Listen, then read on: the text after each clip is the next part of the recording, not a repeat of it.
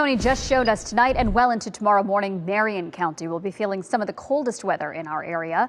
WESH 2's Luana Munoz is joining us live from Marion County. Luana, what are they doing there to try and stay safe? You know, the big concern, of course, is going to be livestock, horses. You have a lot of that in Marion County, but they also have a lot of nurseries out here. So the big push right now is covering up those plants. We just kind of missed the action with some of the master gardeners out here covering up the last of the plants. And get this, a lot of us haven't been doing it the right way. You just want to make sure that they're well secured. So you want to make sure that your landscape fabric or your shade cloth is going over your plants completely, that you're not just covering the foliage. Jeremy Roden is covering plants and vegetables at this master garden in Marion County. The county is expecting temperatures in the mid-20s lasting 6 to 8 hours. It's not breaking records, but the temperatures and duration is out of their seasonal norm. And when it comes to protecting plants, Roden says people may miss a few steps. We like to use buckets or flower pots like this to kind of put in the center.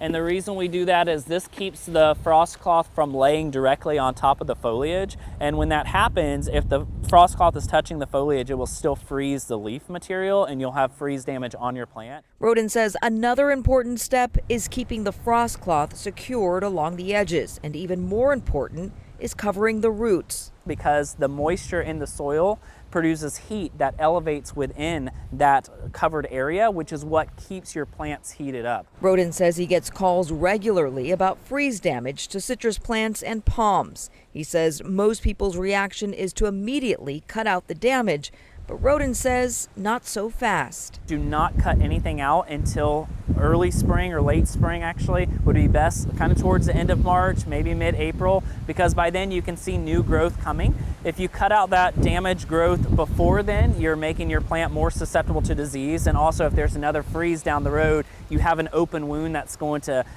damage that stem even more.